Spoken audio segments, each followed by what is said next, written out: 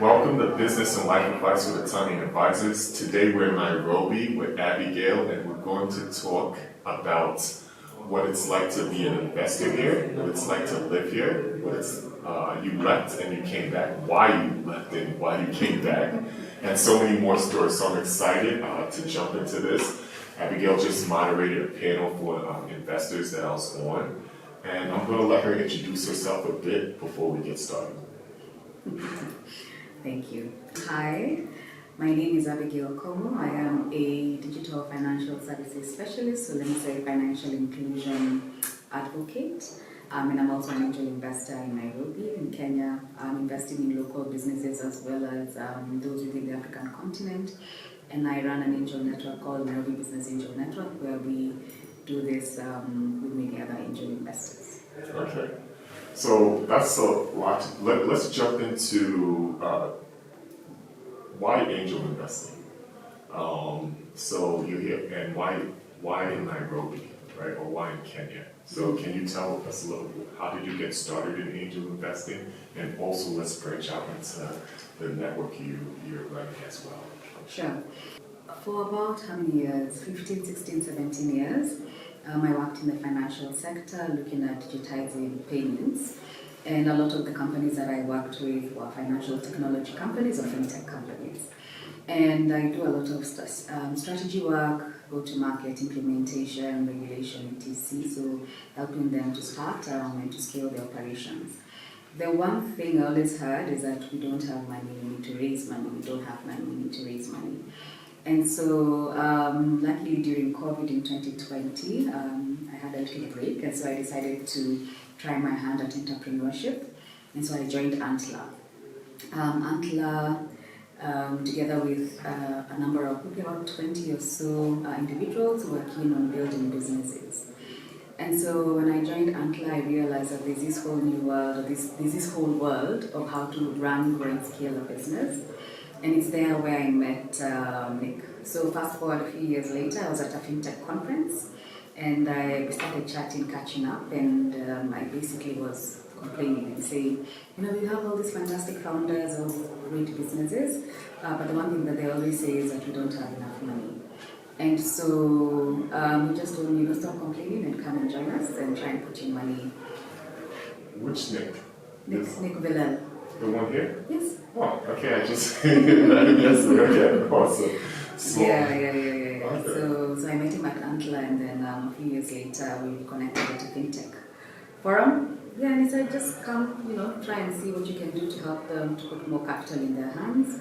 But the other thing that he said that they do is that they help them with customers, connections, etc. Because not only so the network wasn't only based in Nairobi, but in other parts of Africa, of the continent, as well as outside of the continent. So, yeah, so I took the challenge, I joined, and then very soon I realized this is very interesting for me. Got to chatting again, and I joined the network 6 months later as an angel, as a network manager. So I invest with NIBAN as well as I run the angel network. Wow, that's exciting. And so, you talked about this need for capital, right? Mm. But quickly you also said NIBAN also provides resources and connections. Mm. Can you expand on that? Because do you think that should be the duty of an angel network? That it's, I have one of my previous business partners, he has a quote, he says, I don't want to pay for a job. Right, I don't want to pay for a job, but I often see that when we when we get into angel investing, it's not just our capital that we give. It's usually we have to do some type of work most of the time to help the company continue moving forward. So, do you think it's the duty of an angel network to also support the startups with their intellect, labor, connections? Mm-hmm. I do. And this is not only from just looking at the founders and trying to identify where they have gaps and where they need help. Because when you start a business or when they're really in teams, and often, to be honest, as advisors, as investors, we ask that they're lean until they need to bring more people on board. And so I find that when we help them where we can, and then that makes all the difference between them remaining small and not being able to solve the big problems, because there are often big problems that they want to solve. So it's either they do it faster, shorter, quicker with our help, or they take time to do it. So that's the first one. The second one, because we do surveys with our members every year, what they say is that they also want the ability not only to put in capital, but to help in other ways. So it could be, helping them become operationally efficient. If somebody is a lawyer, then trying to help them think through, what are the aspects of the business that you need to really be thinking about. And so we also get from the network that, they have more that they want to offer other than capital.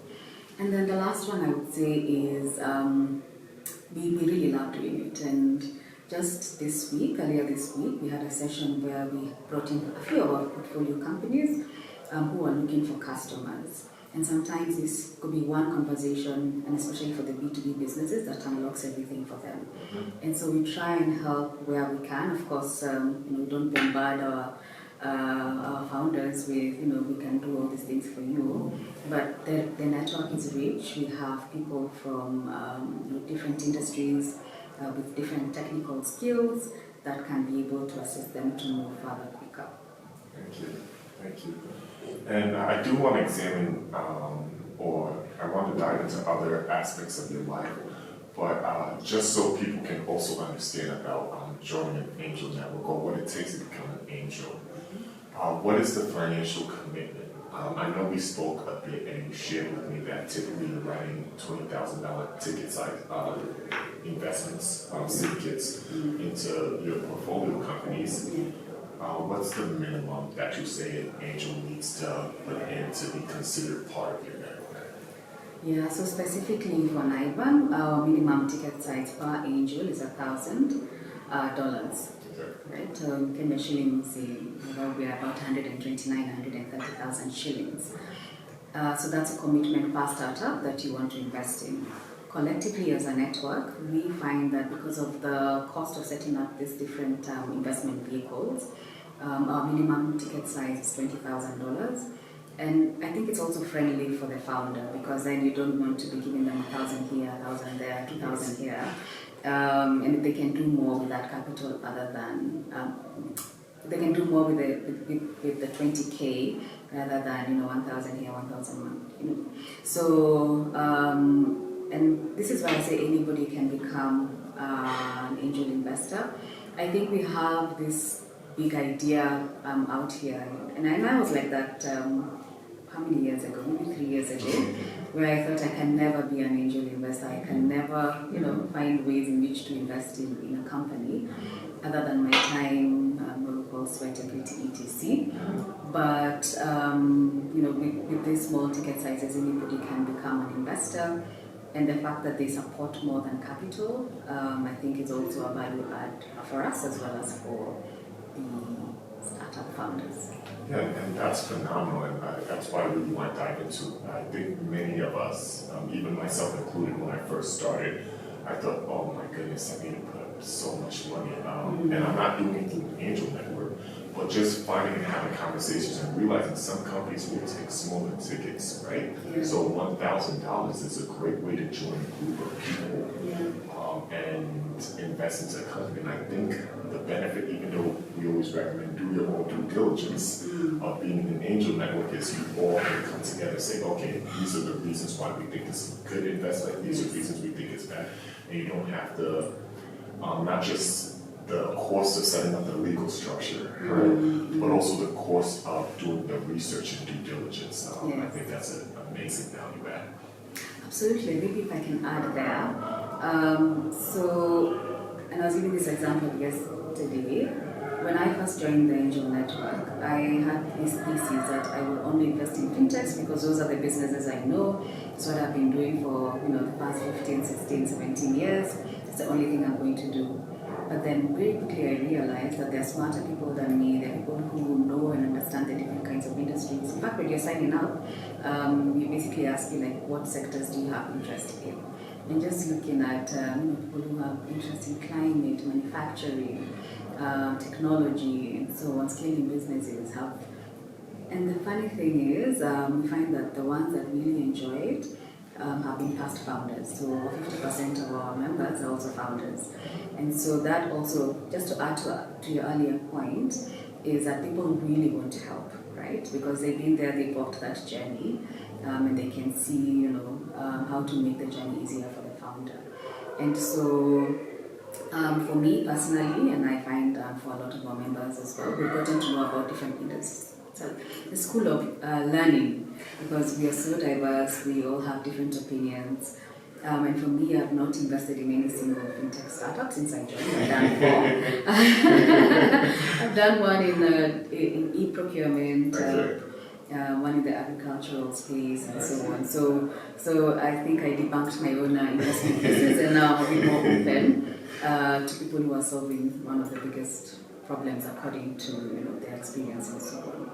Yeah, that's very interesting. So you came in thinking, hey, I have experience in this is what I know, I'm only going to invest in this. Yes. But today you have not invested in it because you found other things that you thought were better fits at the time. Yes, and it also helped me to look at businesses as businesses because, when you look at fintechs for such a long time, you know and understand the sector, you know the problems and solutions, etc. But here you are in an angel network where, businesses, I think, just generally, they say there's a big problem they're solving, there's a way in which they're doing it, there's how they're making money, there's the team constitution, etc. So I think it also broadened my mind to think about, even if I come here and I look at these offices and I start thinking, okay, so what was the person thinking as they were building this business? So I think it's also just very enlightening to see the different kinds of businesses from a single lens, but also know that there are many other things that you can invest in other than what you came in thinking that you would do. And so I think over time we'll talk to our investors and find, when you came in, what did you really think you were going to do, and then 2-3 years later, what exactly, how has that changed over time?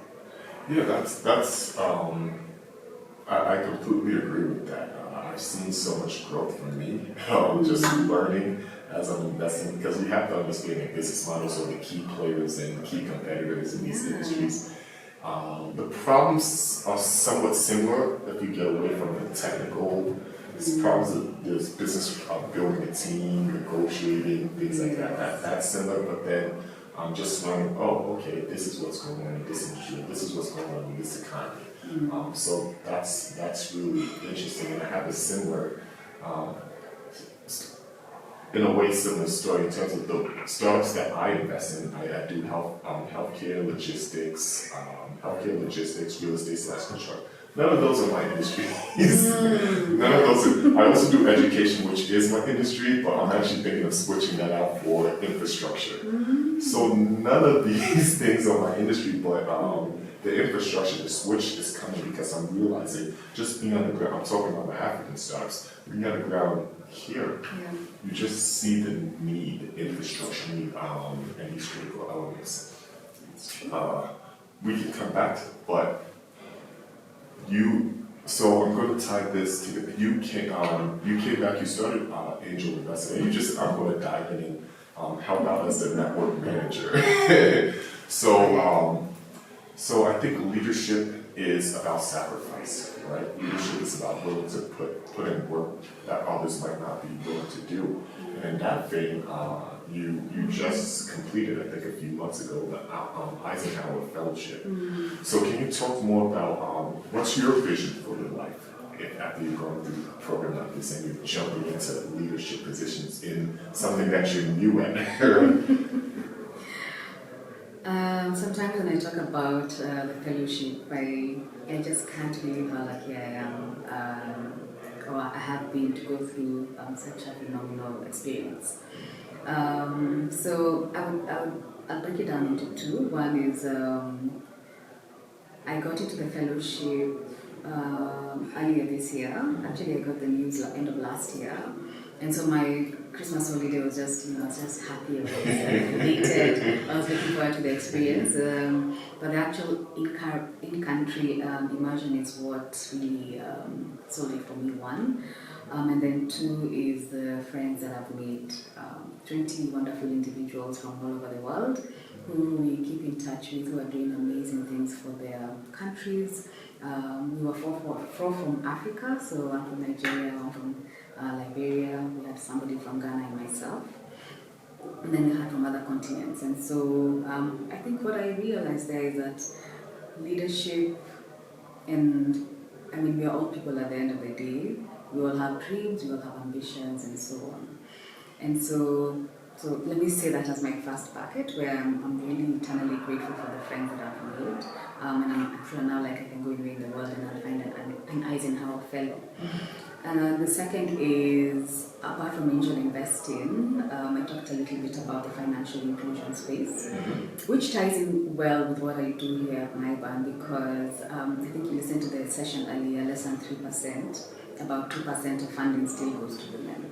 And it becomes even worse if you now start looking at the underserved segments, particularly in Africa. So my fellowship in the US, and the reason I went and got accepted, was to really find out, why do small businesses remain small, particularly those that are run by women in the rural segments or the rural parts of the country? And I wanted to understand, what are the things that, one, the government has done, different financial institutions, funders, etc. in the US, to help small businesses grow and scale. Because I think if you take maybe like 20 minutes down this road, you'll find what we call kiosks or mom and pop shops. So you find that shop was opened by the grandmother, who now the mom runs the shop, and then eventually it will be run by the daughter. And so it remains a shop. There's nothing else that happens. And so when I came back, when I was at the fellowship, I traveled to meet so many states. I went to Australia yesterday, went to Alabama, South Dakota, I was in California. And you said you loved Alabama. I did. People rarely say that, so that's awesome. It was, I think we had really good hosts, but I also spoke to amazing companies that are particularly solving for access to finance for women in underserved segments. I think there, the history. And so when I came back, so I'm doing two things now. I'm working with an organization that's trying to put more capital into the hands of women. It's called Ataande Advisors. And we are looking at savings groups here in Kenya. We are looking at women entrepreneurs running small businesses, and that's where our focus is going to be, to help them grow and scale their businesses with the insights and knowledge that they have through creating a specific credit scoring tool that bets on the entrepreneur. So you're not specifically looking at an individual per se, you're not looking at a business, but you're looking at them holistically as a person who can potentially run a business or has run a business. And then on the angel investor side, I think the challenge is also for us to keep an eye out and say, what can we do to invest in more female founders beyond capital, as we talked about, as female investors as well. What more support can we offer to help these founders scale beyond Kenya, beyond Africa, into other markets? So I think if I was to summarize, on the business side, it's really helped me take up a new position on access to finance for women entrepreneurs, particularly those underserved and in the rural segments. And then this other side, look at what more can we do as an angel investment network, looking at tech and tech-enabled businesses and so on. Yeah, that's thank you for sharing that. I think that resonates with me on two levels. So one, my vision for my life. My wife says my vision always gets bigger and bigger. I want to help drastically improve 1 billion lives, right? 1 billion lives. And recently, I had a daughter, right? So I have a almost 3-month-old daughter, and I bring her in all our meetings that are not sales, because we still have to make sure deals. But every other meeting, I just think you can acclimate and listen, right? And learn, seep into the subconscious. So I asked you this on both angles, because one, I want to make a better world for 1 billion people. I want for everyone, but I really want to somehow tangibly impact 1 billion people. And two, as somebody who's raising a daughter, she's my first child, somebody who's raising a daughter, I'm a big believer in the Pareto principle, right? So essentially that 80% of the output comes from 20% of the input, or 20% of the people control 80% of the wealth, etc. So I think problems and solutions break down in that way too. So would you say there is a few things whether governments, institutions, investors, businesses can do to shrink that gap or create more access to scale for women, founders, or small businesses to be able to turn into larger businesses? Yeah, definitely. And to add on to what you said, like your vision, within Athena Fundex, we also want to impact 1 million women in Africa. And so part of the things that I've seen in the conversations we've been in, and my learnings from the Eisenhower Fellowship and just talking to institutions in the US is one is that government needs to be involved in many ways if this was to happen. I think in the morning we had a lady from South Africa, Polo, I think was her name, where she mentioned that it really has to be a directive or initiative that comes from government to say invest in women or invest in women-owned businesses. I think that's one. So government technically, two, it would be nice to have tax incentives. And especially in this economy that we're in right now, I think the conversation is just around taxing businesses right, left, and center. But also the cost of living is getting high. So just also to think about, as we are encouraging more and more businesses, what are the other things that we need to do around helping women to access care opportunities. For us, I think it's a bit easier. But if you're within the underserved segments, then that becomes a cost probably that you cannot absorb. And then three, I think even for us investors and accelerators and incubators and whatever you want to call it, just groups of people who are trying to make things easier, I think we should actually try and make things easier, because sometimes conversations go on and we're not quite decisive about whether we want to invest, whether we don't want to invest. So I think also just being very open and clear about what we can do and what we can't, but also being very focused and saying we are keen on building a pipeline of female investors, of female entrepreneurs, and this is the reason why. A few years ago, I think in 2018, we just share a story. I was involved in a program. At that time, I was running a small business. I was running a business, let me say that. I'm a photographer. It's one of the other things that I do. And so we were approached by, they're called, I think, Affirmative, I forget the full name, but they're called FAWA. It's an initiative by the Africa Development Bank to get more financing going to women. And so the reason it started is because they went and told banks, we can give you a guarantee if you lend to more women. And then the banks came back and said, but there are no women in our portfolio that we can lend to. So it had to be on them to actually go out to look for women who are running businesses, train them, and then create a portfolio for the banks. Again, financial institutions, I don't think that that is the way that they should be doing it. They should be very proactive to say, because it's been proven time and again that women are good, are good. Good return on investment. They make financial sense. So it shouldn't be upon a third party to actually come and tell you, and to create a pipeline of women that you can invest in when you actually do have those customers. And I think the second thing around that is the collateral that women typically are asked for. So you find, and I have a friend who works with women in agriculture. Many of them are the ones that do the work, but they don't own the land.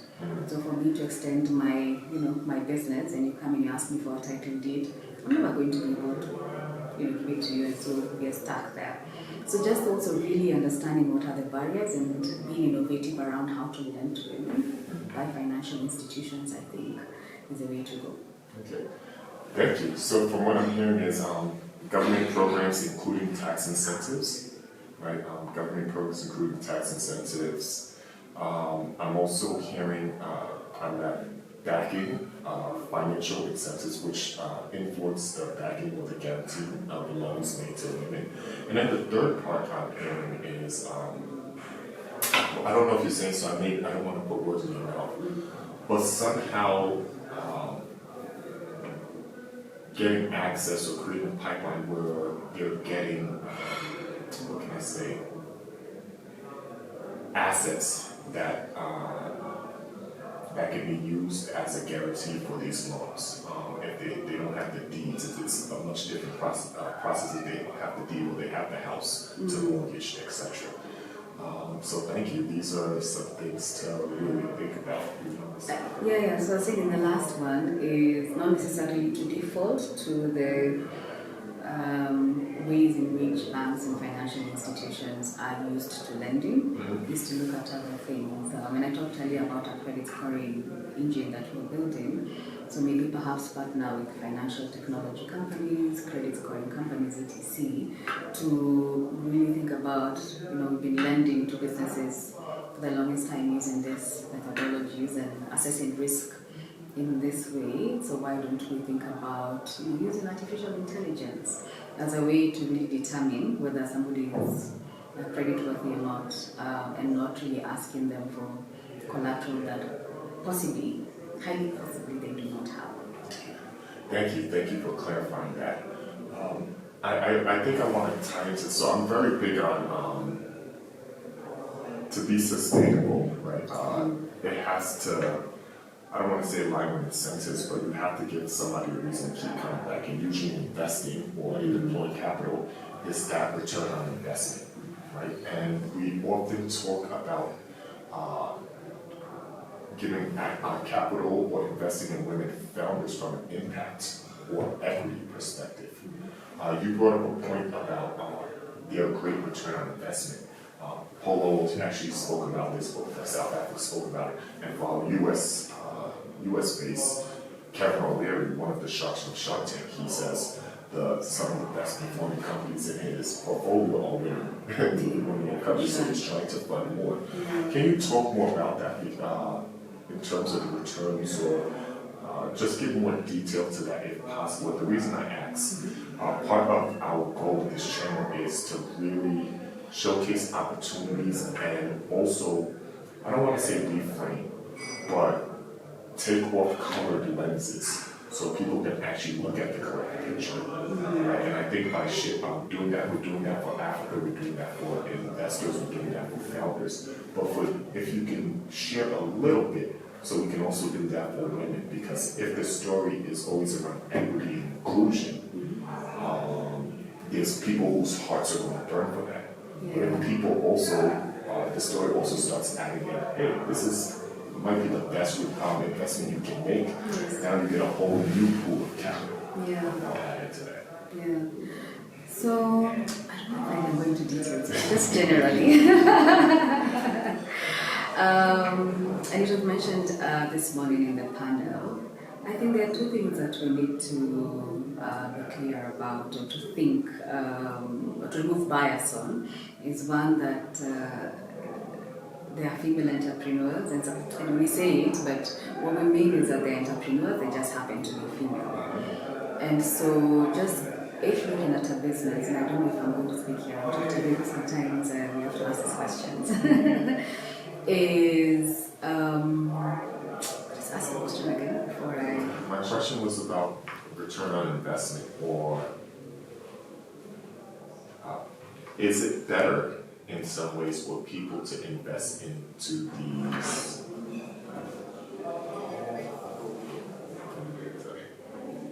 return on investment, and in some ways is it better for people to invest in women founders because they're actually going to get a better return on capital, right, for their funds or for their personal investment? I would answer that with a caveat. In as much as it has been proven that women are better investments, and just give an example of Kevin, we had earlier from Makiri, from Have a Fund, and so on. I think the onus is on either on the funds or on the angel investor to really understand and determine where they're going to deploy their capital. Because at the end of the day, they have a mandate, there's a reason they've come up with the funds and so on.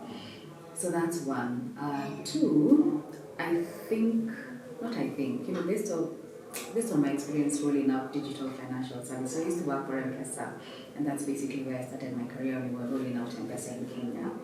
There's a lot more work that you need to do to get women on board, because they really think about, if I take this decision, what else is it taking away from me, or what do I need to consider? Like, you want to think 3, 4, 5 steps ahead, and so there's a bit more work that needs to be done to get really good founders, to create that pipeline of people who can create businesses. And I think Lindsay from Delta 40 was talking about that.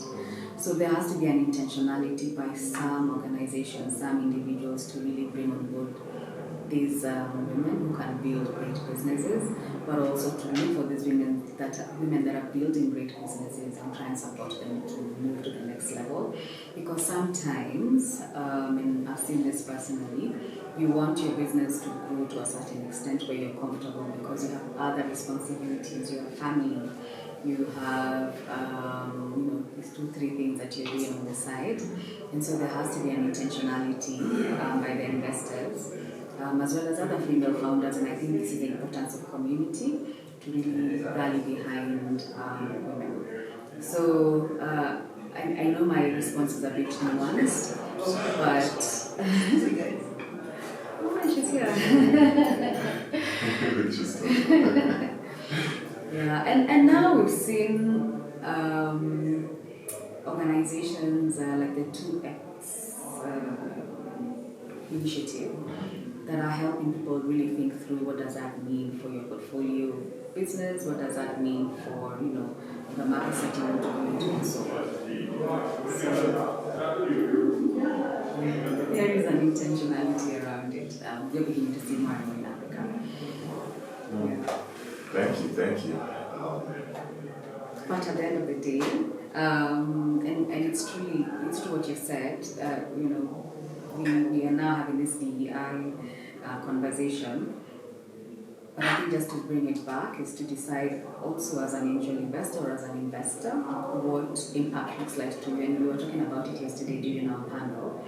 So it could be a return on investment, it could be that you're looking for some kind of impact on the side, and be very clear about it so that you're also not asking people to do what you're not asking for what is not of interest to you. So you can have some alignment between the founders as well as the investing entity. Thank you. So, unfortunately, we met at this conference, so we don't have much time, or we can take more time. I'd like to, close with this question to you. Who will Abigail be in 10 to 15 years? Have I thought that far? I think it's a question. I really like what I'm doing now, so I think I'll still definitely be investing. I find founders are very interesting people. The problems that they solve are interesting, but probably maybe on a global level. I might, think starting my own startup. I don't know. So who will I be in? So let me ask the question again. Please ask the question again. Who will Abigail be in 10 to 15 years? In 10 to 15 years. These are things we need to think about in advance. But yeah, so I was saying I think I definitely will be doing some form of investing, whether it's as an angel or within a fund. I'm not quite sure. Within a fund or owning a fund? Actually, part of the reason I also went to the US is to really understand for small businesses what kind of funds are available for them, and can I start one particularly for women in the rural areas who can then lend through the structures that they already have as the village savings and loans groups. So it's in my pipeline, it's in my dreams, and I think those groups have changed women's fortunes locally as well as throughout the continent. And I really like the fact that there's something that we can do to make lending, access to capital for them cheaper and better. So I'll likely still be deploying capital in one way or another. So that's my thing. I also teach. I don't know if I mentioned. I teach a fintech course for Harvard Business School. So I like it. I like teaching. I never thought I would be a teacher, but here I am. I think sometimes life takes you in directions that you never thought you would go. Yeah, and I think the last thing is I really want to spend more time with my family. I want to spend more time with my friends. Really invest in these relationships. Because I think as we get older, we get to see our friends in a different light. And the one thing I like to say is that you're never too old to make new friends. And so I've been making friends since I got out of that mentality that you make friends when you're younger. So really invest in my social circles, in my family, and enjoy life. Sometimes you're so busy working morning, noon, and night, and then by the time you wake up, you're 60 years old, and that's the time you want to now start making these connections and so on. So a significant chunk of your time will be spent on family and friends, traveling. And traveling, yes. And hobbies. And hobbies. Well, thank you so much. I think it's beautiful in terms of what I'm taking away from. You're still going to be doing this impact.